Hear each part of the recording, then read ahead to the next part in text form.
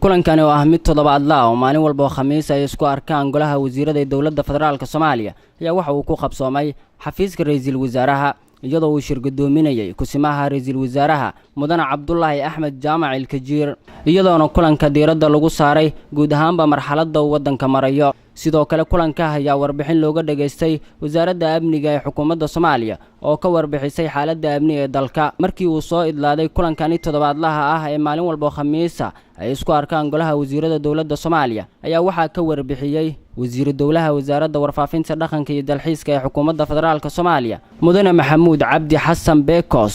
waxaa maanta ku qabsoomay xafiiska ra'iisul wasaaraha shirkii caadiga ah ee golaha wasiirada ay lahaayeen oo shirgudoominayay kusimaha ra'iisul wasaaraha mudane Cabdullaahi Axmed Jaamac Ilkajiir waxaa looga hadlay guud ahaan siyaasadda iyo xaaladda amniga ee dhaqaale ee bulshada dalku ku sugan yahay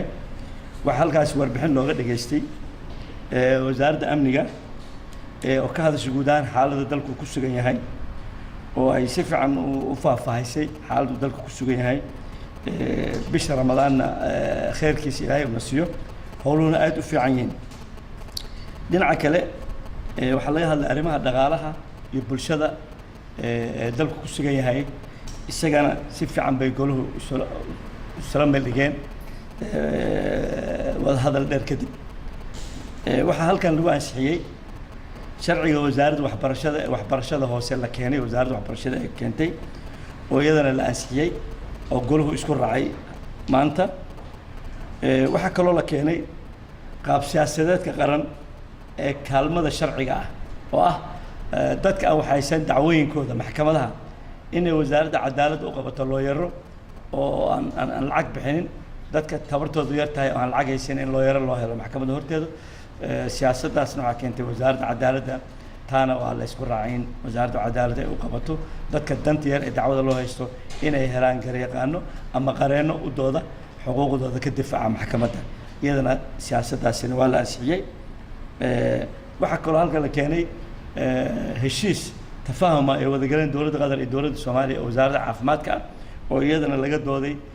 dood dheer kadib waxaa dib loo dhigay khamiista dambe in halka la keeno si arrintaasi goluhu haddana mar kale u sharciyeeyo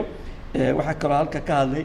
wasiirka bii'ada Burci oo guud ahaan xaaladda dalka bii'ada environmentka sida ay tahay caafimaadka qashinka meelaha lagu shubay bisha Ramadaan iyo biyaha meelaha lagu shubay iyo wasaqda meelaha lagu shubay in laga waantoobo oo dadka ay wasaqda iska dheereeyaan si